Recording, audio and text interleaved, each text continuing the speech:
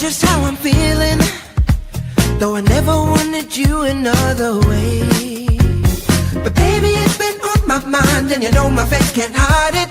So take my hand and hear me when I say, don't you know that I'll be there for you, with a love to get you through the night, yeah. And I'll be there for you when everything is out of sight. You got it, baby. One more time, you got to get it right and walk me by this line for you. And honey, if you're not, then I'ma get you by, but you're already not. Hey, welcome everybody. That was the smooth stylings of Moss Donkey ringing in yet another episode of the Adam Makes Beer podcast. Remember, everybody, we're coming to you live from the Adam Makes Beer studios here in the San Diego of the Midwest. It's the city with no pity. Welcome to episode 70. Today I'm going to be chatting with Jon Blevins of BeardedBlevins. Before we get rolling, let me give a shout out to my fantastic sponsors that make content like this possible. Starting a brewery is a big step. Blickman Engineering is here to help. Since 2006, they've equipped hundreds of nano breweries for success. Their new 3.5 barrel Pro Surface electric brewing system cuts maintenance and saves at least 30 minutes per brew day with powerful under kettle heating. From 1 to 15 barrel brew houses to keg washers and grain mills, Blickman has what you need. Ready to go pro? Contact Filler Tom at Pro Series at blickmanengineering.com. Blickman Engineering is a proud sponsor of this channel and loves to help brewers at every stage of their journey. Tracking and managing the financial health of your brewery is a primary pillar of success. Check out my boy David Lentz at Brewed Fiscally. This man has the industry experience and skills you need so you can focus on growing your business. Bookkeeping, fractional CFO support, financial management system design, business plan review, hit up your boy. Check him out at brewedfiscally.com or shoot him an email at david@brewedfiscally.com. He's good people. Jon Blevins, better known online as BeardedBlevins, is a Twitch streamer, top 1%, might I add, content creator and community builder. Known for his high-energy live streams and welcoming personality, Jon has built a loyal following by blending gaming, storytelling, and authentic conversation. He's passionate about creating spaces online that promote positivity, connection, and fun. Beyond streaming, Jon is known for his work in faith-based outreach and for cultivating a community that goes far beyond gaming. Jon, how's it going today? Excellent, Adam. Thanks for having me on. Definitely, man. I saw you you and the boys rocking the sports pod just before jumping on here. Yeah, dude, we love it. And today was a little unhinged, which is the way we like it. So it was fun. That's awesome, dude. I heard I jumped in on the end and I heard some takes on Monday Night Football. I am beyond excited about Monday Night Football because so we live in Cincinnati. Yep. And my son is 14 and he is as diehard of a Lions fan as I am. And we were hoping to be able to go to the Bengals-Lions game on the 5th. But we looked at ticket prices and they're wild. Yep. So, Shocker. So I was telling a buddy of mine about it, and he actually has season tickets out in Baltimore. So me and the boy are taking a road trip on Monday next week, and we're going to be driving out there for the game. It'll be my second Lions game. It'll be his first. Oh, so, let's go. Oh, it's gonna be electric. I know you already know this because you watch all the games, but the Lions fans are traveling really well. So there's going to be a good chunk. You'll be high-fiving a bunch of people around you, I'm sure. Dude, we've been starving. I mean, shoot, I remember I used to watch. I mean, I grew up watching Barry when he was close to a rookie. Yeah. You know what I mean? So I came up on 80s football, mid to late 80s football. And, you know, my poor father, who is now, I believe, 75 off the top of my head, we've all been waiting for that Lombardi trophy, man. Yeah. And it's been a long road. It's been a long road. How do you feel? How were you after the Lions, quite frankly, got handled easily by Green Bay? I mean, it was not fun. Like it was it was the first. I mean, we didn't have one game like that last year where there was nothing to even cheer for. Yeah. I think and my brothers and I were like, I mean, we're all in. We love to cheer. We get hyped up. We high five and hug after like every big play, and there was like none until that pick six that got called back. So it's been a long time since we felt that way. Honestly, the last time we got smacked like that was by the Ravens 2 years ago. And that we were in Vegas for that. Like, we put some money on the game. We thought we were going to lose, but like, come on, let's have some fun. And it just was a blowout. Nothing to cheer for that game either. So that wasn't fun. But I even said it after week 1. I said, I think that says a lot more about the Packers than the Lions. Like the Packers, they don't like to lose at Lambeau. They hadn't beaten the Lions at Lambeau in like 3 seasons. Yeah. We swept them last year. So they were as mad as the Lions were when they won 15 games last year to start this season so far. I think they're very good. But I kind of thought the Lions would bounce back against the Bears, and they did in a huge way. So, yeah, I thought they were going to hang some points on them. I didn't think it was going to be 50. That was I didn't think 50 either. But like, why not?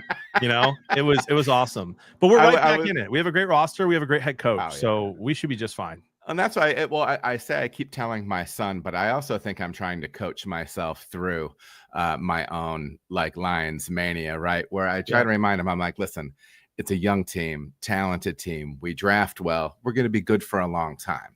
Yep. You know what I mean? So yeah, that's funny. So, you know, we met at the Catholic Creators Conference in Steubenville, Ohio. Shout out Barons.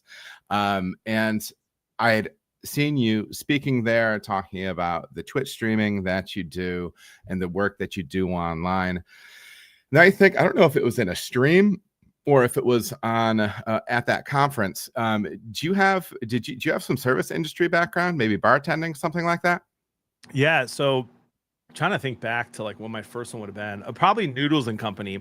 So I started out at Noodles and Company as a dishwasher. I was like 16. But I really like people, and I've always loved people and talking to people. And so quickly after a few weeks, the manager put me at a cashier. And when you're cashier at Noodles, I don't know if you've ever been to Noodles and Company, but no. When you're cashier, you're taking orders and stuff, and there's a couple cashiers that can rotate, and you're also like making salads and getting the soups ready, and then also you're taking the food out. You're taking turns like delivering the food and making sure everything's good, bussing tables even for the dishwasher. So you're kind of doing everything. And I just remember very vividly, like Noodles and Company, we were right like in a really hot spot of Illinois, like lots of businesses, and so we would get hammered at lunch. I mean, like line out the door when it kind of first opened. And I just remember like everyone else getting really upset and being like, oh, here comes the rush, like no breaks. And I was like, oh, this is the best. Like you have to, the screen's up and everything's green. And if it waits too long, it turns yellow and then red. And like my boss was like, you have to never let it get red. And I took that seriously. So I loved it. And so that was my first experience in the service industry. And I actually ended up being like I don't think I was a manager, but he let me open the store and like prep the noodles and stuff before. So I really enjoyed that. And then when I moved to Manitowoc when I was 21 and started studying theology at a small Catholic college there, I just like, I need a job. I might as well go. Like I love people. I'll just go apply to be a server and a bartender. So I got hired to be a server, and very shortly they moved me to be a bartender as well. And I bartended my way through college for 3 or 4 years there. And again, same thing. Like Thursday nights, we'd have 25-cent wings, $5 pitchers of any beer. And this place was huge, and it was packed to the gills. And every other employee was like, "Oh, this sucks." And I was like, "Oh, this is awesome. Like it's going to fly by." And so I've always just loved the service industry. One of my dreams is to open a restaurant or a bar someday. I know that a lot of people say that's dumb and it's a way to lose money, but I love the service industry, love hospitality. Well, you know what I think is interesting? I think it takes a certain kind of person, because I remember, I'm born and raised Michigan. Then we moved to Cincinnati 5 years ago to help open a brewery called Cartridge Brewing. And we had a big bar side, a big dining side, a huge kitchen. We could fit we could fit a lot of souls into that thing. And our GM at the time, Sarah, love her to death. She would glide around the dining room, and like it's organized chaos. But to me, as somebody that never really worked it, I would walk in, I'm like, dude, this is almost overwhelming for me, because I'm attached to the place, and sure, I'm there bringing friends there or something, but I think it's a special kind of thing. Did you feel like energized by it? 100%. Like the more crowded it got, the better it was. And like my thing with the service industry is you can always blame, like you can be a really good server as long as the waters are full, right? And you can blame anyone else on mistakes that they'll never see them. So like, you know, an order's wrong or something. Maybe I forgot to say ketchup only on the burger and it's slammed. You just go, man, they're slammed back there. Like, I'm sure they just messed that up. No problem. And they're not going to go be like, let me talk to the chef. Like, no, I'll get you a new burger in 2 minutes. And all of a sudden, like, you're good. I got him a free drink or something. So there's just like really no excuse. I think if you've got the gift of hospitality, there's just no excuse to not be good at it. And it would get slammed and I would just be like, heck yes, this is going to be fun. It's going to be chaotic. The only bad part for me is I like it when it's a little bit slow, because then you can talk to the tables more. And when you can talk, if they want you to, it's very easy to read for me if they want you to. And then you get bigger tips, you know, if they just get to know you a little bit. But man, I thrive off of it and got energy off of it for sure. What do you think was some of your like secret sauce that made you like good at doing it? Man, I think it's the same reason I'm okay at streaming. I just have a ton of interests. And so it's really easy for me to relate to people. Like any sport, you know, I like movies, I like TV shows. It's just easy for me to have conversations with anyone about anything. And I think one of the tricks is too, you got to get them talking, right? Like if you got time. And so it's just like listening and knowing when to interject and stuff. But yeah, I loved it. Like tons of energy from it, and like made good friends. Like to this day, some of my best friends, I met them when I was their bartender and their server. Sure. Yeah, no, I think it's you mentioned the word, you know, hospitality before. I don't know how connected you are on the craft beer side of things, but craft beer is probably, we're going through like a period of maturation right now. Sure. We were kind of like rocket ship to the moon for like 20 years, and we're certainly leveling right now. And I think it's probably going to get into a more sustainable space. But I heard an interview a few years ago by a place, maybe they're New York State, but maybe it's other half. And they referred to themselves as a hospitality company. Because a lot of times they think, oh, we're building a brewery, we're selling beer. But really, you know, we're all opening hospitality companies when we do those things. In my mind, I think we oftentimes talk about hospitality just as this word, but I almost like to say it like with a capital H on the front. Like, I think it's a substantial thing. Right. You know, like historically, culturally, hospitality was, I mean, a borderline like virtue, right? How you welcome somebody into your house, how you treat them. What do you think was, I don't know, what do you think was an example of that from your time in the industry of just really actually making like that human connection with people? Sure. Well, first, I just have to give 100% credit to my mom and dad. Like the reason I'm good at it and the reason I'm hospitable and hosting people at my house even now is one of my favorite things to do, is because my parents were really good at it. They entertained a lot, and I just watched them. I don't remember watching them like thinking I'm going to write this down and learn this. I just watched them, and they would greet you at the door. They would have your favorite, whoever they had over, they'd have their favorite wine already ordered, their favorite meal that they've already had before, maybe a new appetizer that they mentioned the time before. And the same thing I think is true in hospitality for any industry. I mean, even at a brewery, at a restaurant, like if someone's coming in for once a month, let's say you're working every single Thursday, like no matter what, you're there Thursday nights, and somebody comes in only once a month. After 2 months, you should remember, maybe not their name after 2 months, but you should remember their order, their beer, what they like, maybe one or two things that they shared. And so I think that's like the things I remember the most is I'd be opening up on a Thursday morning or Friday morning, and the same people would come in at 10 a.m. and I would make the Jack Daniels and Mountain Dew that this guy ordered at 10 a.m.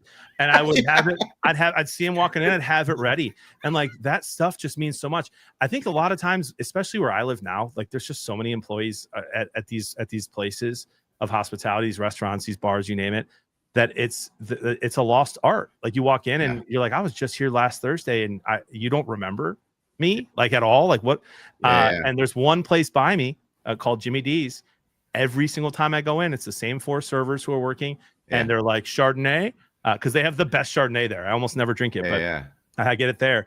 And I just think like those are the memories that I have, is like to making those connections with people And I know we're not going here yet, but like, it's the same thing as streaming. Like if you're in the chat enough, I'll remember you and remember things about you. And it just makes it so much more fun for the person who is spending their hard-earned money or their hard-earned time to be at your establishment or in your stream or whatever.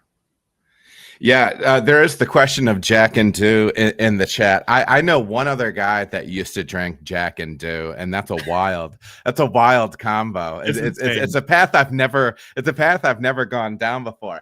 So, one of the things I always thought, because the brewing industry and the restaurant industry, it's one thing. You know what I mean? It's certainly side by side, and I've been in a lot of different restaurants, a lot of different breweries, and sometimes I feel as if, especially if you're in a situation like where it's a college town and you have college students that are serving. Yep. Sometimes I don't think they understand how important like just being authentic and kind is. Because one, when you can manage, and don't get me wrong, it's a stressful thing and it's not easy, but you're going to walk out feeling better about your evening because you're going to have better interactions with people. And I don't know if there's a more one-to-one connection in the business world of you performing at a certain level and connecting with people on a certain level and making more money.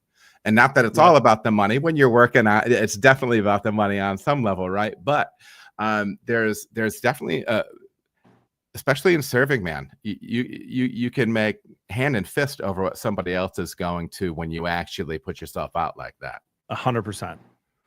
And by the way, we would have that happen. Like we'd all have similar tables, and we would all be like we had 8 servers on a Thursday night with 25-cent wings and $5 pitchers, and we're all counting our tips, and I'm sitting there with $400-500, and some of these people have like 50, and they're like, "What the heck, man?"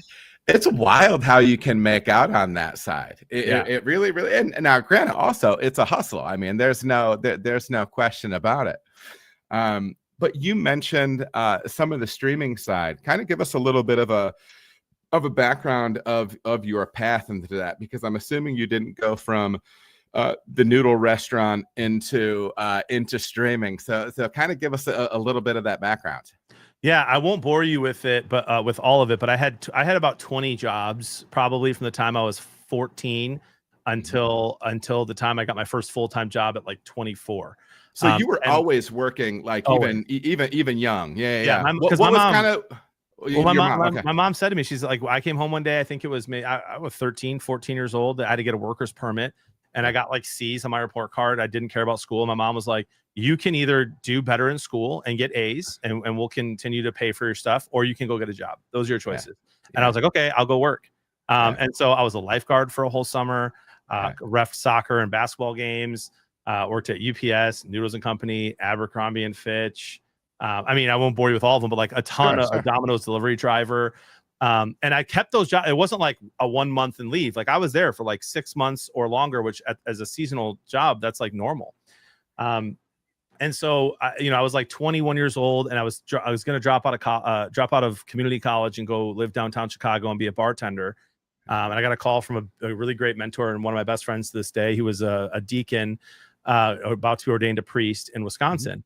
And we hadn't talked in like 6 months after talking every day for a long time, because he was ordained and just got busy. And he called me randomly, and I was about to like sign a lease, and I answered, and I was like, "What's up? We haven't talked in a while." He's like, "Whatever you're doing, I don't know what you're doing right now, but like, I think that you need to not drop out of college. I think that's a mistake." And I was like, "I'm about to sign a lease and like never go to school again." And he was like, "Do me a favor, don't sign it. Give it a week." He's like, "I want you to apply. Consider theology. You love studying theology. You love talking about theology. You love your faith. Consider moving by me and going to this local Catholic school and working in the church." Sure. And it felt like divine intervention. So I was like, I considered it. I applied the next day. I got accepted 2 days later, and I moved 3 days later. Into Manitowoc, Wisconsin to study theology. I ended up working in the Catholic Church for 15 years. I was a youth minister, director of evangelization at a couple of different Catholic parishes. Moved back to my where I grew up in the Chicago suburbs, and took a good job there with my wife and kids. And I loved it. I think I was good at it. I traveled the world to speak at conferences, and I still do some of that now. But then like streaming, my brother kind of blew up and became the biggest streamer in the world. And suggested that I give it a try. Yeah. And I was like, oh, I don't want to ride your coattails. He's like, just do it, man. Just try it, be yourself. And I did. And like, it just kind of went well. It was a really cool part-time thing. I built this cool community that I loved. And I met some people in real life from the stream. And then a couple years later, I had a buddy who was like, we can make this a full-time thing. You're good at this. So we put a business plan together. And I've been full-time for 3.5 or 4 years now. That's interesting. I'm we're doing 2 different types of streaming. So I do, educational pro brewing content. And just recently, talking with another dad at my kid's school, and Procter & Gamble is really big in the Cincinnati area. And I'm like, oh, so, what do you do for work? And he's like, oh, I'm an engineer at P&G. And I'm like, oh, that's cool. And he goes, what about you? And I'm like, well, I make YouTube videos. I teach, professional brewers, how to make better beer and grow their career. And he was like, oh, interesting. Yeah. What was that like for you, going from doing, traditional ministry work into like doing like the streaming thing? I will say it could have been awful, right? Like with social media the way it is now and the way people can talk, it could have been a really big, like, it could have backfired, right? When I was full-time as a director of evangelization, I had like 12 employees under me, and I'm streaming part-time 4 nights a week from 10 p.m. I told my wife before I went full-time, I was like, I will never live stream when you and the kids are awake. So 10 p.m. I'm live until 1 or 2 in the morning. I'm having beers, like, it's just crazy. And like, not one time did like a video get out and some parent came to me and been like, hey, like, you're teaching my kid youth group and you're here playing Fortnite at 1 o'clock in the morning drinking a beer. So that was a huge godsend that I never really had to deal with that. I dealt with it a little bit at my new parish and kind of took a break from streaming at my last one I worked at. Yeah. But man, it took a lot. It took a lot of courage. But I'll say this, like, the reason I'm good at streaming, if I'm good at it, I think I'm okay at it. The reason I'm good at it is because of all the lessons I learned while working in the church. Like when you're a youth minister and you've got kids interrupting you in your talk and they're being it's inappropriate, or they're saying crazy things, or they disagree with you about something, you have to like love them in your answer. You know what I mean? You can't just like, be a huge jerk. And so the same thing, like, and it happens in stream all the time. People disagree with an opinion I have, or they're rude. They say something crazy, and you have to meet them with mercy. And I'd be an awful, if I would have been a full-time streamer when I was 21, I probably could have done well and made money, but I would not be a good person. Sure. At all. But it's so nice. It's just so nice to like own my own business. I'll never go back. I still do as much volunteering in this ministry as I can. But I love it. It's interesting. You mentioning your age going into it. So how old are you? How long have you been? When did you start streaming it? Or what? How old were you when you were full-time? Yeah, so full-time, I've been full-time like almost 4 years. I'm 37 now. I turned 38 in 3 days. So when I was like 30, I started doing it part-time. 31. And then full-time for the last 4 years. So, I taught for the first 10 years of my career. I taught at-risk kids for the first 10 years of my, my adult work life. And then I went into professional brewing, and I'll be really honest. I'm super passionate about beer. I'm super passionate about flavor creation, recipe development, like getting better on every level. But especially when I first started, definitely one of my primary motivators was I wanted to be recognized. I wanted to win medals. I wanted to be good at it. And it was a proving myself thing. Sure. And you said that if you had started it earlier, and I can definitely identify with that, because the scale of what I do, I'm pretty niche with what I do. But when I go to conferences, people are excited to talk beer with me. You know what I mean? There's been some people that are newer coming up. There's not a lot of pro side content on YouTube. And so people are excited about it. It would have been very bad for me. Yeah. It would not have been a good thing. How do you, because you know, you have over 100,000 followers on Twitch. The number of people that can make a living doing it is very small. How do you keep things where they ought to be as far as pride, ego, or just general focus? Yeah, great question. Again, I would not be good at it if I started at 21, because I would have done it for all of those reasons at 21. Yeah. I had great mentors when I was working in the Catholic Church. I mean, I was like recognized in the Catholic Church, you know, by a lot of people at conferences. People were excited because you speak at it and stuff.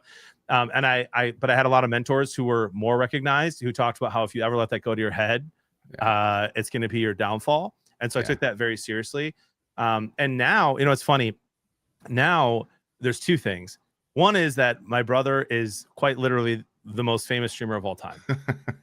And so seeing, like, I don't know how much you know about him. He's going through a really great faith journey right now, coming back to his faith.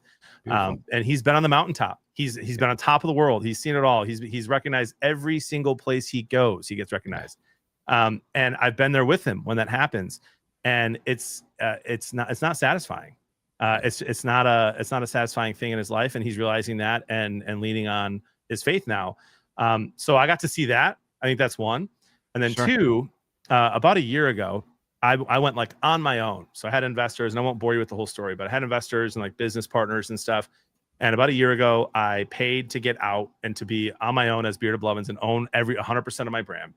And when I did that, I made a really conscious choice with the community. I was like, now I can be 1,000% my authentic self. Like I was 98% before, but that 2% of like letting people be themselves, let them troll, let them have fun. If they're going to curse in the chat, okay. Like we're adults. Most of my audience is adults. And so I kind of like took the guardrails off of the stream a little bit. And because of that, I get roasted thousands of times a day. And so it's very easy to stay humble when you're getting called bald, fat, and, you know, by people who love you. And so really like, that's what it is for me. It's my faith, the example I saw in Ty, knowing that fame is nothing. And if anything, it's just bad. And that really is just all about the people. Sure. You know, you mentioned, I think that's funny. It is a challenge. So is there ever, how much do you struggle with the people that are trying to actually say something just to be mean to you? Is that something that like is way in the past, or does it ever still bother you a little bit? No, it doesn't. It doesn't. Just because it happens when you're live, like you said, there's not that many people that can do it full time and make a living out of it. And so when you're at that point, you're so used to it. Really, and I sometimes don't share this because I'm like, well, I don't want to give people the ammunition.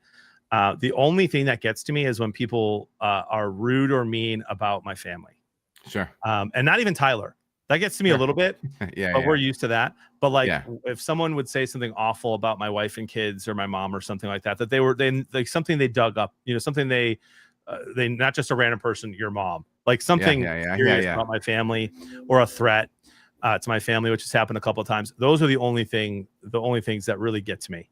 Any of the other negativity, it's just funny. It's like, how bad is your day that you have to go talk online to a stranger? You know? I had somebody comment recently on a video that I did. So like, this is what I do. So I do a like a 2-hour live stream Q&A where it's just me on the stream and people put questions in the chat. It's technical beer stuff. I have some stuff prepared ahead of time, but we're hanging out and talking, and we're having fun, right? And so I'll cut individual YouTube videos out of individual questions and then post them as videos, right? And the number of times that I have people telling me that I am either drunk or high because I am joyful. I always find that so crazy. The funny thing is like I'm drinking a Kroger seltzer right now, right? Like I'm not even like I think I've had a drink on stream like 3 times, and it's been one at a time, you know, one per stream. But sometimes that stuff can get to me. The one time that doesn't bother me too much. The one time I did a video talking about it was kind of state of the industry stuff, and talking about how there's kind of these little pockets of communities of brewers that complain about their jobs online, and about how unhappy they aren't paid enough, and they're just really miserable. And on a live stream, I talked about that if you're really that unhappy, you should stop doing it, because it's not good for you. Right. And we kind of dove into it and whatever. And I posted that video on Reddit. There's a pro brewing Reddit. And dude, I had people starting to say the wildest things to me in there. Man. Like people starting to like dig into where my kids are going to school, and like getting close to like doxing kind of stuff. And I'm like, I'm going to delete this thread that I posted. That's about the worst. I think, in my opinion, that's about the worst of it, you know? Yeah. It's it's a wild thing. You mentioned before talking about building community. And I think there's a number of things that our world needs today, but I think authentic community is one of them. I think there's far too many people that feel separated from other people. Talk to me about community building, the community building that you do with your channel, kind of what your headspace is surrounding that conceptually. One thing that's interesting to me that I've only realized recently, because I stream a lot. I'm live like 30 to 40 hours a week, and then there's a lot of work that goes on behind the scenes outside of that, as you know. But I've been saying lately, like, there's never been one day that I woke up in the morning and didn't want to stream, ever. There's days where it's not like your energy is maybe not the same, or you're not all the way there. You have other things on your mind. But there's never been a day where I've woken up since I've gone full time where I've been like, I don't want to see these people today, because it is a community. I'm like, oh man, I can't wait to check in with them. I haven't seen them, especially on Mondays. I'm like, I haven't talked to them since Friday. So like, I can't wait to hear how everyone's weekend was and hear their best stories. A lot of streamers, they just want, they look at the viewer as just a viewer. They don't look at it as a community. And maybe even they say the word community, but they don't mean it. What I mean by that is you might go into someone's stream and say, hey, my grandma died a week ago. Can you please pray for my grandma? And the streamer might say, oh man, hey, listen, don't bring that stuff here. I'm not a counselor. You go talk to someone. And I get it, because like that can bring down the vibe. It can bring down the chat. But I've never done that. Like if you can foster a community online where you care about their ups, you care about their downs, you sincerely are praying for them when they ask for prayer. You remember them when they come back in. You're thanking them for their subscription when they're subbing. You're thanking them for being present throughout the day. You can really make that connection. And I'm just super intentional about that. Like you bring up what you want to bring up in the stream, and we'll talk about it. And I can't give you all the answers. And if you need therapy, go get it. But this is a community. So we celebrate each other's joys. We weep for each other when things are bad. And man, I could tell you a million stories, but like, I went to a funeral of someone in my community who passed away super young and tragically. I've been to weddings from people in the community. I'm going to another one this year if my wife lets me. And every time I travel anywhere, including when I was in Steubenville where we met, I'll tweet out or tell them on the stream before, like, I'm going to be there. I'm going to do a meetup at this place at this time. If you want to go, be there. So I've met like hundreds of people from the community over the years. And then all of a sudden it changes everything. When, you know, now I've met them and I know when they type in the chat, I can put a face to the name. And so I take that very seriously. I'm sure there's a couple other streamers who do that as well. I can't get much larger of a following because then it's some safety stuff maybe, or maybe I'm already being dumb by saying I'll be at this place at this time. Since I have people who are kind of crazy. I've only had a couple of weird interactions, nothing awful. But I think when you see the person as a person instead of a viewer, when you're streaming, I think it changes everything. Sure. Man, I it's really interesting to me. That's really interesting to me.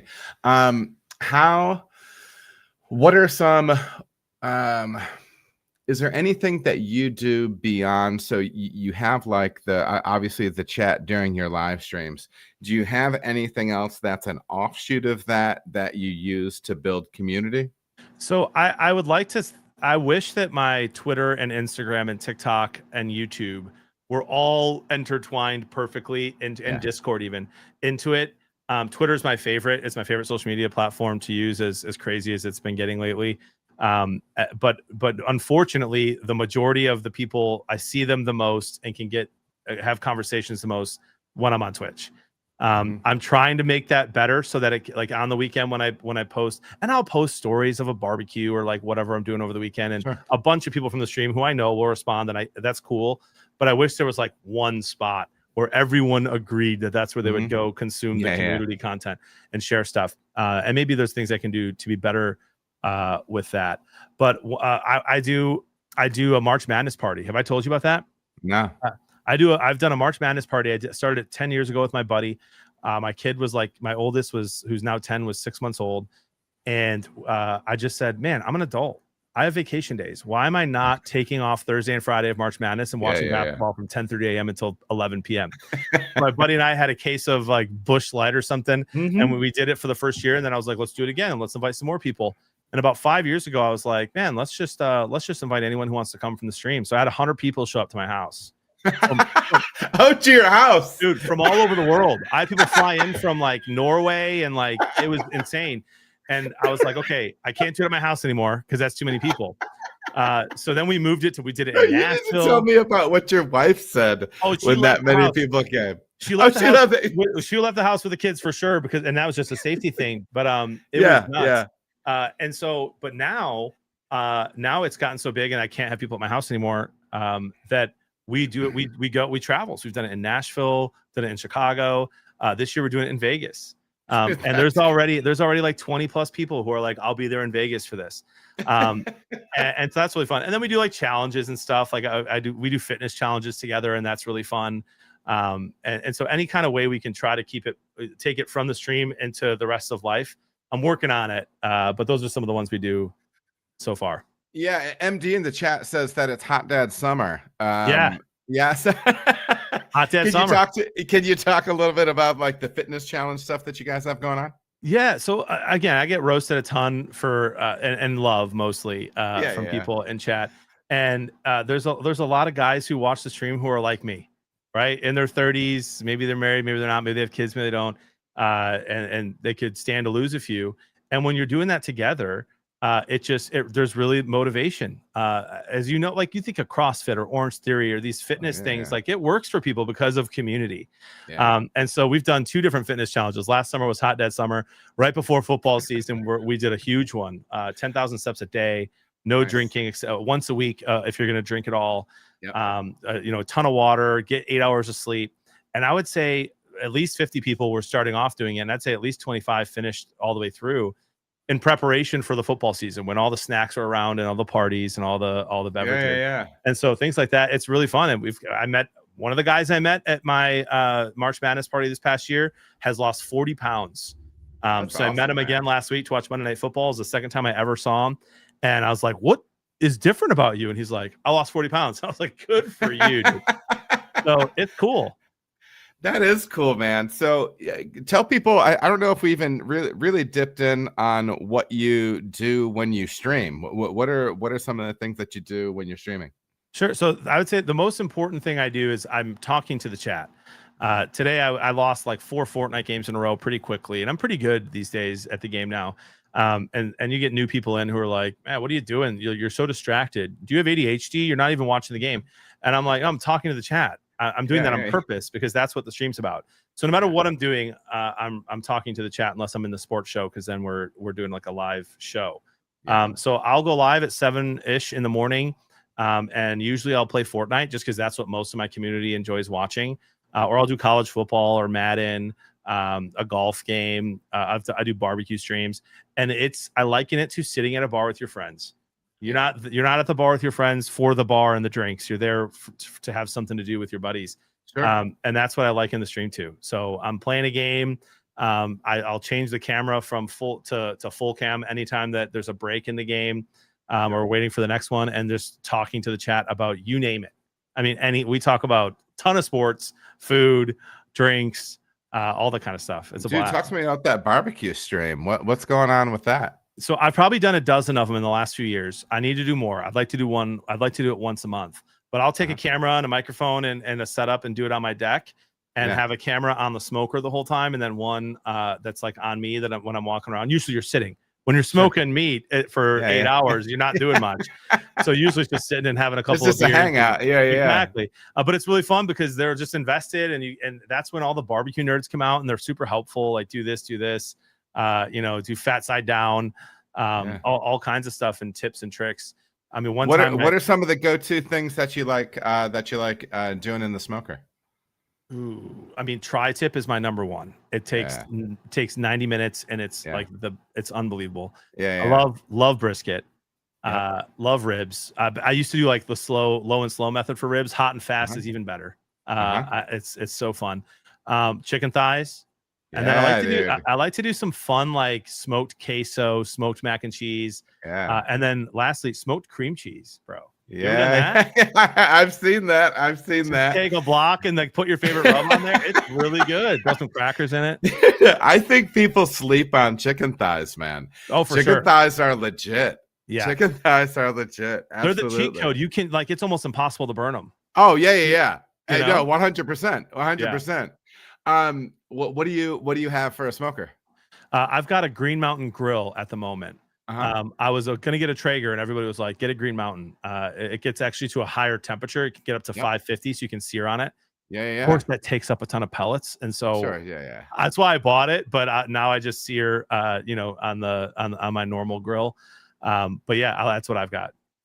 I always love that. And I think it's one of the things that attracted me to the beer making thing, whether it be beer making, cooking, it all ties back into that hospitality thing. My mom's side of the family is all Italian, and they all love both with aggressive forms of it, like grabbing and squeezing your face and kissing you and things like that. Plenty of pinches and punches as well, but they love with food. You know what I mean? And so for me, it's the beer thing is very similar to that. There's nothing. So fun fact about me, actually, I don't know how fun it is. I have a channel called Adam Makes Beer. I make beer for a living, but I can't drink beer. I have, I don't, in order to get diagnosed celiac, you have to eat it for 6 weeks, eat gluten for 6 weeks. And then they want to tube your guts and confirm that you have celiac. And then if you do, they tell you to not eat gluten. Well, when I eat gluten, I do disgusting things and I feel terrible. So I just don't eat gluten. But so I'm Adam Makes Beer, but I can't actually drink it. But I just lost my train on it. But yeah, that's one of the ironic things that I have going on that side. That's one of the difficult things is when I can't receive hospitality from other brewers, right? So like brewers I love, dear friends, like the best thing to do is to sit down. They bring a few of their beers and you get a few ounce pour and you just start diving into it, talking about how you built those flavors, what they're doing process wise, because I like people that like to get better at what they're doing, right? So most of my close brewer friends are like that. So yeah, I've just always been dialed in on that end of it, the hospitality end of it. How long has it now been that you've been gluten-free? Oh, it's been 2.5 years. Wow. Yeah. And so I ended up having to do like, my wife is a nurse and she's super smart. And she was talking to the doctors at work and they're like, basically do like an elimination diet and keep a food diary and see what bothers you and what doesn't. And it ends up what bothers me are all the things. So I would much rather eat my stress than drink my stress. Okay. And so for me, I've lost almost all of the things man, that are like my real comforts, dude. It's been rough, but the flip side is the way I feel is night and day different. So it's not even like that big of a temptation, but the thing is when you miss that opportunity for connecting with people, for sure. And that's one of the things that I love about barbecue is it's actually something you can do while people are with you, people are hanging out with you, and Yeah, it can be. It can kind of be the activity, even though it's really just sitting there. Absolutely. Here I am go out to interview on stuff. Have you ever? No. Do you do gluten-free beer? So I've done some gluten-free beer, and I've yet to find anything that is good. I've only had a couple of brands, and in all fairness, when you go out and get those things, they're usually sitting warm on a store shelf forever. Yeah. And they're probably too long in the tooth, and it's tough. It's tough. But I do miss it. I miss the occasion. Sure. So like there's like a time, because there's a time for different foods. There's a time for different beverages. When it's 95 degrees and crazy humid, you need a really, really cold, really light beer, and you're just out tossing cornhole bags, whatever you want to call it. But that's the time for that thing. Like I miss that experience. Right. It's not that it's the beer. The beer's great. I can have a cocktail. Yeah. You know what I mean? It's not that, but there's certain things that are meant for certain, I don't know, for certain items. So yeah, I think that's the biggest thing. I think that's the biggest thing. But yeah. Okay, so you do the gaming streaming, you do the sports show. What brought on like the kind of concept for the sports show and kind of the impetus behind that? Yeah, so man, I've been a diehard sports fan my whole life. Like, I don't know why. I say the reason is like when I was 5 or 6, like I looked at a picture of me as a baby. We had moved from Detroit to the Chicagoland area when I was like 5 or 6. And I looked at a picture and I remember seeing myself like it's a Lions football I was holding. And for some reason that at 5 or 6, it just clicked. I was like, oh, this is who I am. I'm a Lions fan.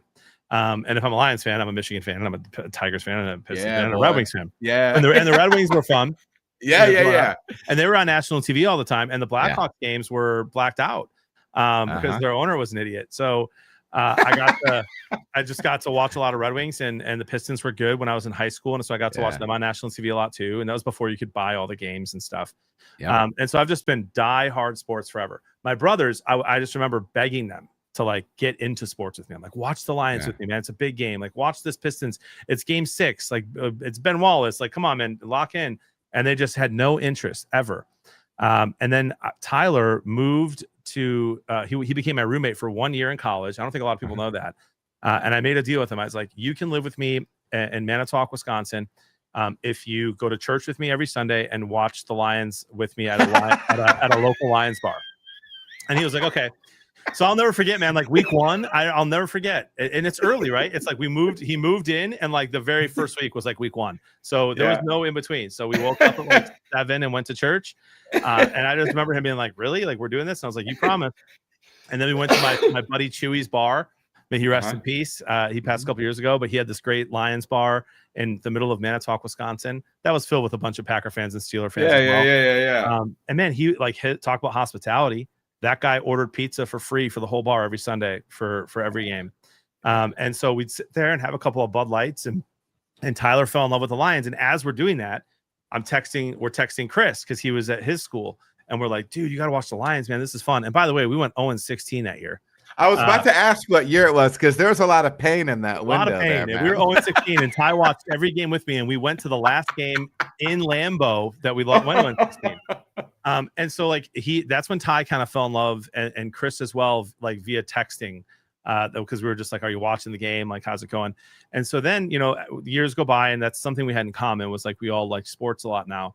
And I'd say like 2 years ago, I was full-time, and Tyler like was doing his gaming stuff, and he loves it still, but I think he's looking for something else as well. And I just said to the boys, I was like, man, there's no reason. All we do is text each other about sports. There's no reason why we don't do a show. And I was, pipe dream at the time. It's like, we could just go live, talk Lions. We could talk every game. And so we actually got Ben Kurt on he played for the Green Bay Packers as a backup. Very famous for his -1.5 NFL yards for taking a knee. And so for a while it was the Ben Kurt and Blevins Bros show, and lawyers just took forever to get that going. So we ended up telling Kurt, thanks, but we're going to just do it on our own to make it easy. And last year it was just the Blevins Bros Sports Show, and we love it, and the people love it. And I think that's what surprises me the most. I knew my community would love it, but my community can't carry a podcast separate from the stream. Sure. But mine with Ty's, who loves it, and Chris, who's just a great addition to the dynamic of the three brothers. It can be a really fun thing. And man, I know you've been in the chat a couple of times, like every single day, no matter what time of day it is, at every 20 minutes minimum, someone will say, when was the sports show, or when is the sports show? Yeah. And it's like, guys, it's Wednesday 7 almost every single week.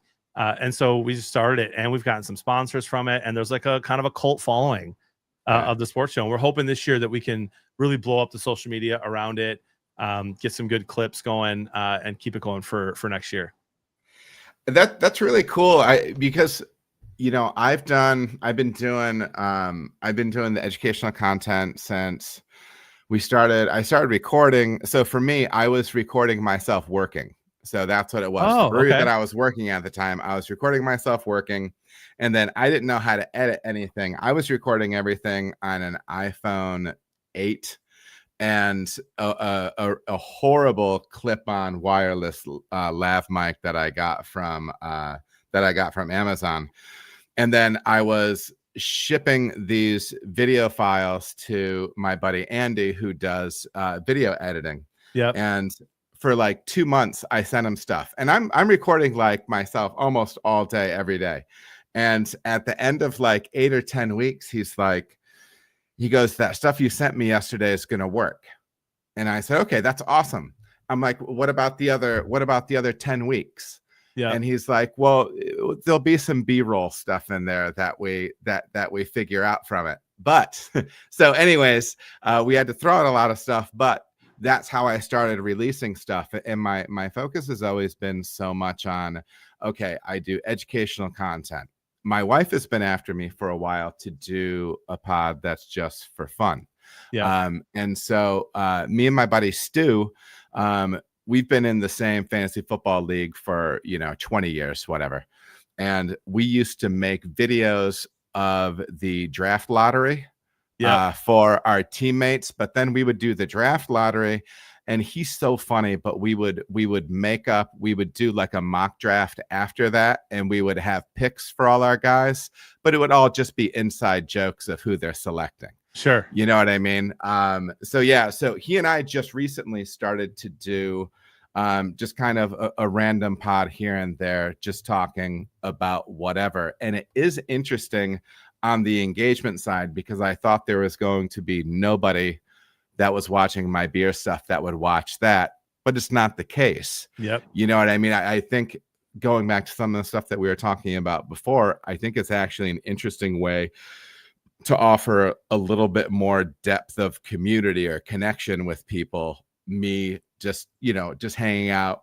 I have, and that's one of the things I've been learning from watching your stuff, is how you engage with the chat. I definitely try to dial in on that stuff more, but then just kind of doing your thing too. I think it's really interesting. Yeah, that's super awesome. I mean, you have to assume at least, if you've got a great YouTube channel and a good social media following, you have to assume at least 50% of those people are following because of you. Mm-hmm. At least 50, right? Mm-hmm. And maybe more. Mm-hmm. And so they'll watch you do anything, as long as they know about it. I always find the hardest part is getting them to know about it.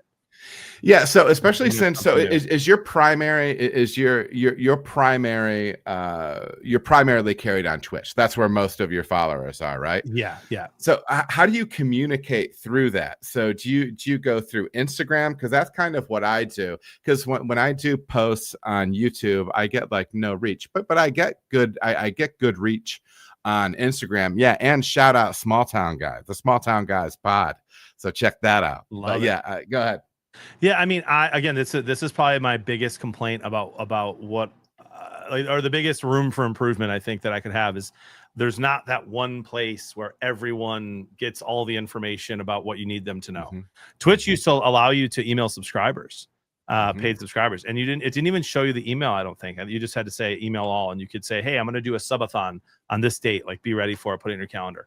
And so I can put it on Twitter, I can put it on Instagram, I can put it on YouTube and TikTok, and I do, and I put it in the Discord, but you're still not hitting everybody. Majority of the people on Twitch, they like you, they'll put your notifications on for when you go live. And if you're live when they're normally watching Twitch, they'll join. And if they're not, you know, you're getting 5% or less of the audience knowing about it. Sure. And that's, if I could fix that, if I could, and a lot of people say use Discord. A lot of people don't like Discord. I don't like Discord. So like, it's not a natural thing for me, but to answer your question, I do it all. I put my schedule on Twitter and on Instagram. I'm live on YouTube and TikTok and Twitch every single day, 5 days a week. And there's Discord notifications as well. So I try to tell people, turn on the notifications in Discord and Twitch, and you'll get a notification when I go live. But like tonight, if I were to not do the sports show and I went live on my Twitch for this tonight, at what was it, 9:30? Yep. I'd be lucky to get to 100 viewers. And when I go live at 7 a.m. tomorrow, I'll have 100 viewers before the countdown is done. Right. So it's crazy. I'm like, guys, just like, I wish we could all communicate with this one way and you would know what's going on. Yeah. Yeah. Well, one of the things that I try to do with the channel, because one of the things I find in the brewing industry, I think a lot of times people have this goal of, okay, I want to be a pro brewer. And so they get into, they manage to get it on the ground floor of a brewery. They kind of work their way up. They can get to where, so beer before beer, the brew day is where you're boiling something. What you're boiling is called wort, W-O-R-T. Yep. So that's pre-beer, right? So, you know, they get onto wort production, and then maybe they get to write a recipe, and next thing you know, they're head brewer, and then they feel like they're just kind of stuck, like they have a job, but they don't have a career. I would be interested to know what some of your thoughts on building out, kind of going from job to career with something, because what you're doing is not the brewing industry, but things translate, you know what I mean? What would be some of your experiences on that, or tips or anything like that? Man, great question. It's so hard to think of it in streaming terms, just because I would say maybe it did feel a little bit more like a job to me when I was part-time, because I was working 50 hours a week in the church, nights and weekends as well. And then I'd go live, and like, while I wasn't not looking forward to going live because I love the community, it was like, oh man, I'm pretty tired. It's not good for my physical health, probably not good for my mental health, but I'm going to do it. And at the time, yes, to see the community, but also because like my wife stayed home, I was working in the church. So like the extra income I was earning on Twitch was crucial. Sure. For her to be able to stay home. And then when I went to full time, now I would liken it to, I guess the only comparison I can make, and then I can answer the question fully, I guess, from a non-streamer perspective, is that when you're full time, like you own it. When I'm part time, maybe that's like you're the head brewer and it feels like a job, but you don't necessarily own the brewery. Correct. Right. And when when you do, it changes everything. I thought that when I started my own business, I was telling Jody, I'll never forget, we're having these dreams and I'm going to go full-time streaming. We're going to do this. And by the way, babe, we can travel more, and I can just take a Friday off and hang out with you and the kids. And then it's yours. And you see the business and you're like, oh man, like if I'm not live today, I'm not making anything.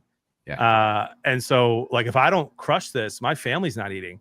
So then all of a sudden I'm working more. I thought I'd be like working less, but because I love it and it's my dream, it doesn't feel like I'm working at all. And so I would say like, man, I said earlier, I'll never go back. I will do whatever God calls me to do. So if he calls me to stop streaming and to go do something else, okay. But I love working for myself because I've never been more motivated, because you get to reap the benefits. And then if you do well, you get to give back, and make bigger impacts on the world and on the charities you care about, your local church, etc. So I would say to anyone who wants, let's use brewing as an example, or anything, if you have something that a skill or a talent, if you can find a way to make that you own it, and you can share that gift with the world, I just think it all of a sudden doesn't feel like a job anymore.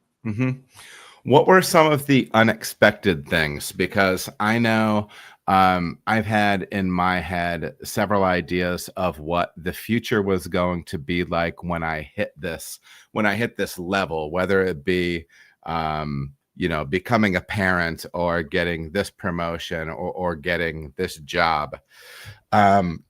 What's one of some of the unexpected stuff? So since you were able to go full time on streaming, what were some of the things that you didn't see coming? Great question. So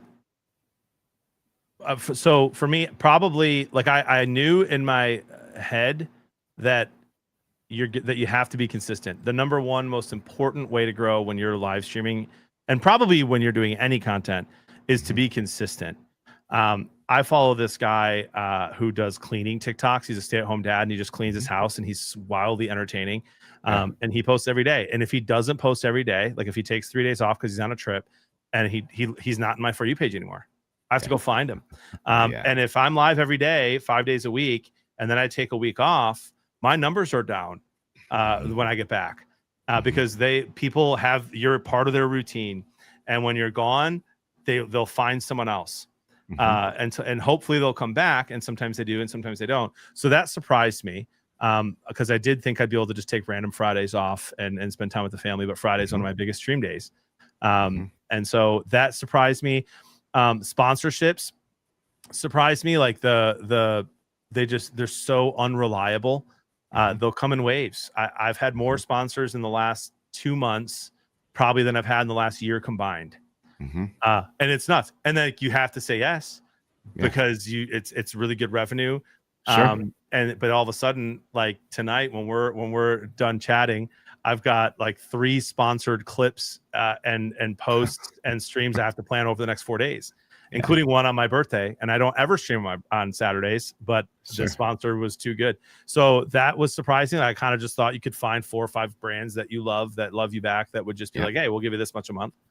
But I'd say that. And then also just like, I'm a full-time streamer. The full-time streamers, there's 2 versions of it working.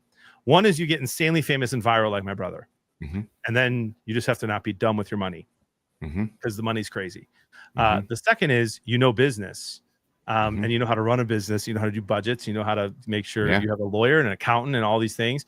And I learned that because I had an investor and worked with really, really good, smart business people, that now I can be successful with it. Again, if I started at 21, I would not be in a good spot. Sure. Yeah, I will say that's one of the things that for me, so I do brewery consultations.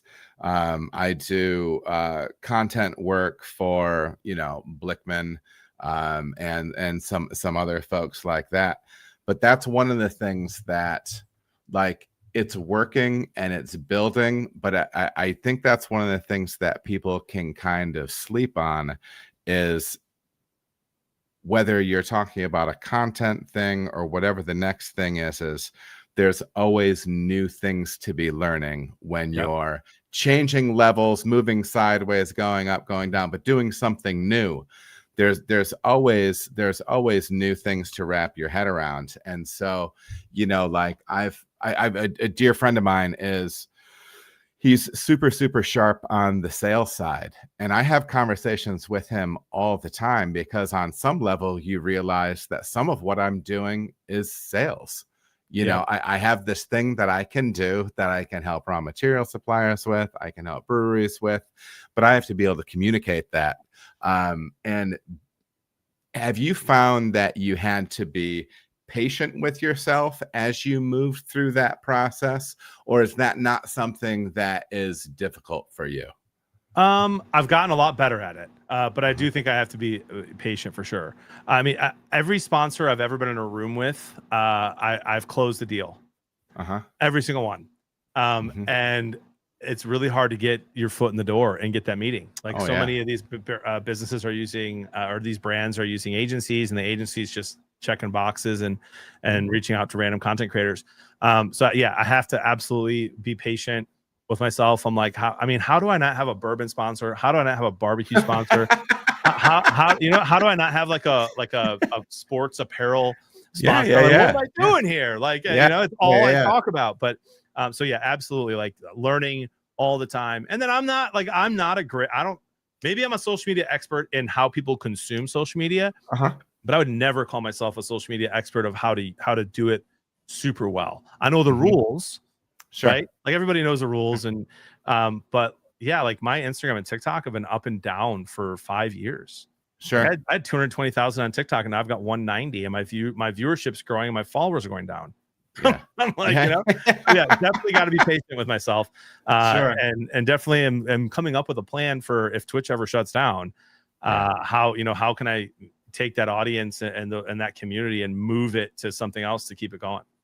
How much of different people worry at different level or at varying volumes. I feel like one of the things that I have inherited from my loving mother is the capacity to be worried even in the best of times. How do you when I was teaching, and this is a joke, but it's not a joke. When I was teaching, I was tenured, and I would have essentially had to break the law to lose my job. Sure. Okay. And then when I became a brewer, you have to make your own stability. Yeah. And honestly, one of the reasons that I started making content is I wanted to try to create some stability for myself. Yeah. For myself and my family.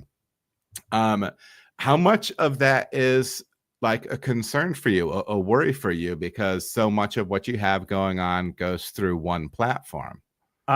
It's the only worry I have currently. Sure. But I'm not a worrier, and probably to a fault. Like I think my wife would like me to worry a little bit more. It just has so happened that, like, I don't know, man, my guardian angel has just been behind me my whole life, and I just have this radical faith that if I'm faithful, that things are going to work out. And I maybe that's dumb, and maybe all the chaos is coming in my life in the next 30 years, but like I don't. I feel like if Twitch shut down tomorrow, I would try YouTube and use social media to say, here, I'm going to be here, or maybe another streaming platform, maybe Rumble or something. And then after a month, if it just wasn't working, all right, back to the drawing board. Like it's time to open that restaurant. Absolutely. You know what I mean? Like that. I know it's so cliche and cheesy, but like every door shut, a window or another door opens, and that's just how I've done that my whole life. It explains my 20 jobs and my random move to Wisconsin 3 days after dropping out of college and studying theology. So is the restaurant the ultimate dream? I think so. I really do. And my wife gets nervous about that. And it's funny is that Tyler's actually expressed interest in joining me with that, which provides some stability, at least with we'd be able to get people in the doors for sure with our communities. But yeah, to me, I love hard work. That's the thing I probably miss the most about any job I've done that was hard physical work, including the hospitality industry, which you're on your feet all day and you're running around, you're taking orders. I miss that. Like I miss the chaos of you're working hard and you're tired physically and mentally at the end of the day, and you had great conversations. That's what the restaurant and the bar industry is to me.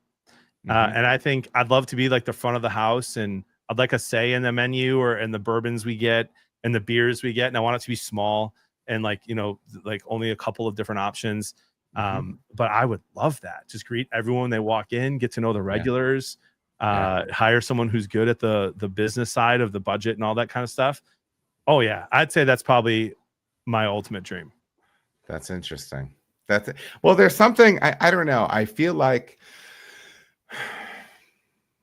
I think there's something romantic to it, right? Like, I think like you want to, because I've had that conversation through the years. And by the way, if I would recommend to you, there's a podcast called Restaurant Unstoppable. Okay. If you're ever looking at just saying, hey, I'm going to put something in my ears for a little bit that might give me some deeper background on this. There's a guy. His name is actually literally Eric Cacciatore. But anyways, he travels around the U.S. and interviews independent small restaurant owners, and they talk about the things that have helped make them successful. Wow. Maybe about 8 years ago, when I was looking into opening my own brewery, I probably put like 200 hours in on that podcast, dude. And there's so much good stuff. There's so much good stuff in there. So kind of a side note, but very, very, very, very worthwhile stuff. But I do think there is something exciting about that, man, because I think that when pubs are doing what they're supposed to be doing, they're facilitating community. 100%.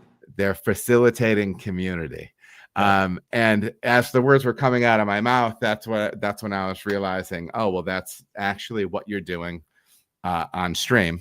And so you would just be brick and mortaring that in some way, shape, or form. It'd be so fun. And there's so many amazing places, as you know, so many great restaurants and great breweries and great distilleries, and they're like hidden gems. Yes. And the only reason they're hidden gems is because the people who own it are just not good at sharing what they're so good at and telling their story. So I go the other day, I like 2 months back, I'm having a bourbon at this really cool bourbon bar at this really cool liquor store that this really nice area and have a bourbon bar, every bourbon you could ever want. Yeah. And these two random guys were brewing beer. They were supposed to be home finishing their beer, and they had stayed and had like a bunch of drinks. So they sit at our table, and these guys are probably in their 50s or 60s. And we just get to chatting. And we always go out to eat in the city next door, because that's where our friends all mostly live, and those restaurants are just really well known. But there's all these local spots by us that we just haven't tried. We haven't heard anything about them. We haven't tried them. I've driven by them. So I asked these guys, I'm like, hey, what's like the best restaurant in this area? And this guy goes, I've been to Italy, I've been to New York, downtown Chicago. He said, the best bite of pizza I've ever had in my life is called Pizza Tivoli. And I'm like, no way. I've driven past it 50 times. I've wondered. It's got a cool looking outside. It's kind of small. And I was like, but I've never heard of it, so I'm not going. Yeah. So 2 days later, I'm telling my wife the story. I was like, let's just order it. Top 3 bite of pizza I have ever had. It's the only place. It's the only place we've ordered from for the last 6 months. Nice. But like, how do I not know that? Yeah. Like, you're 5 minutes from me. Go door to door, like hand out buy one get ones, do something, because like I'm never going to go anywhere else. And of course you can use social media. There's a million ways to share your story. But there's an Italian place right next to it. One of the best Italian meals I've had. I've never heard of it. So I think I have at least a tiny leg up there. Sure. You know? So we had mentioned bourbon a few times. How much of, so like, are you someone that enjoys bourbon? Are you a bourbon connoisseur? Like, what's your level with things? So I wouldn't call myself a connoisseur, because even with beer, like, and I drink a lot of beer from like 21 to like 33. I drink some now, but like I loved sours, bourbon barrel aged, IPAs, you name it. Like, it was hard to find a beer I didn't like in the last 10, 15 years. But I was never good at understanding the verbiage of it. What you like, what you don't like. This tastes like this, hoppiness is this. I can taste this different hops. I never could do that. I was like, I like this or I don't like it. And I'm similar with bourbon. I'm maybe a little bit better about bourbon than I was with beer, at being able to say what notes I like. But I'm getting caramel, I'm getting vanilla, I'm getting toasty, and that's about as oaky, and that's about as far as my bourbon knowledge goes. So I wouldn't say connoisseur, but I've been blessed to try like almost every single rare bourbon you can find, because I've just got friends who love it. And I just think it's delicious. Like, it's just unbelievable. That's my favorite. I sometimes I feel like that's my favorite level of appreciation, because I don't know. I feel like I run into more people who say that they're like the hardcore bourbon guy, and they actually don't know what they're talking about. And they would just be better off just saying, hey, I enjoy this. Yeah. You know what I mean? Because there's nothing wrong with being in that space. But yeah, I've done like, because being on the beer side. So before I got into brewing professionally, we used to do an Oktoberfest party at my house when we first got married. My wife and I got married young, right out of Steubenville. And so, young married couple, and we started getting toward holiday season, and our friends are busy with family and stuff, and so we started getting a little preemptive with it and doing an Oktoberfest party. And one year when my friends were leaving, the guy who was actually my best man said to me, "You need to make the beer for next year." And so that's kind of what got me on the path. And then I found out you could compete. There's homebrew competitions. You can get into beer judging.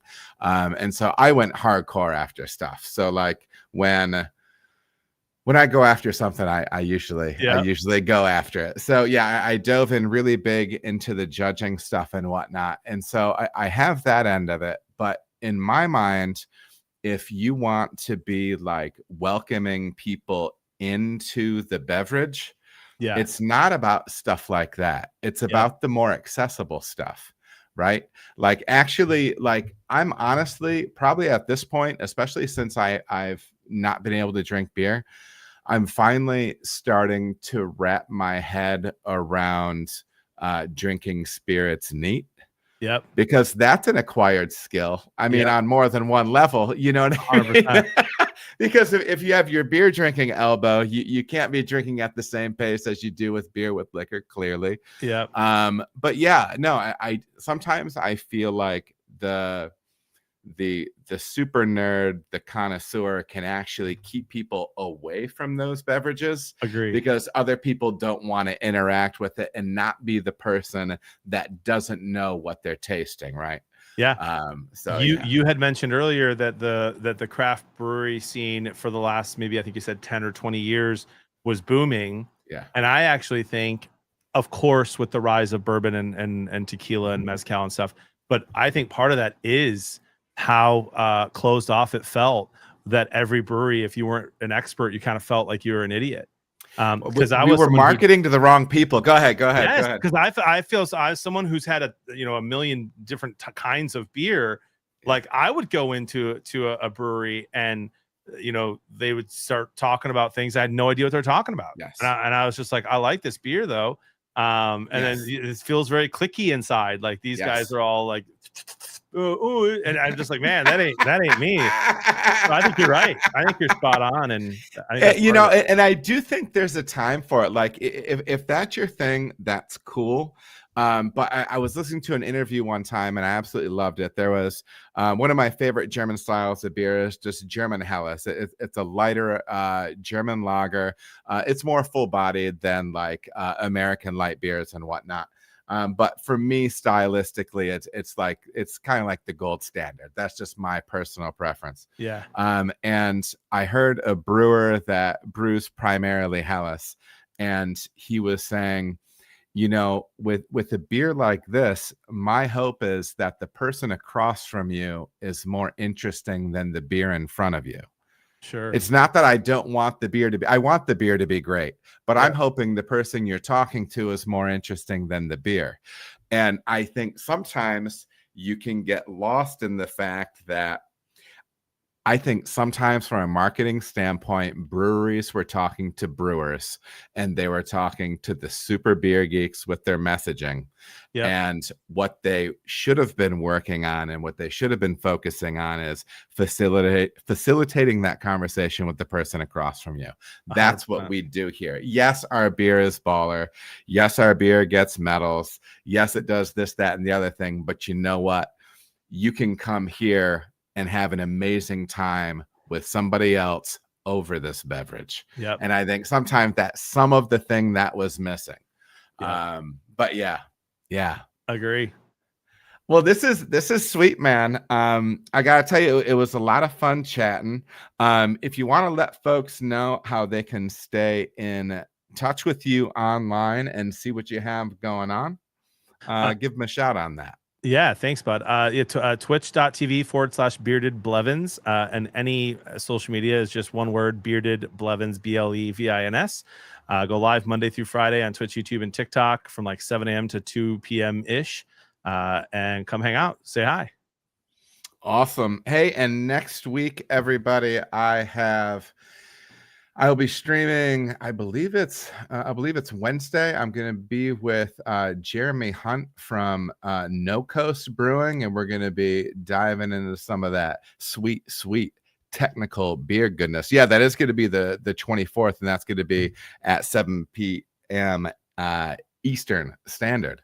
So John, man, this was awesome. I appreciate you coming on, and yeah, thanks for having me. It's so much fun. Time flew by.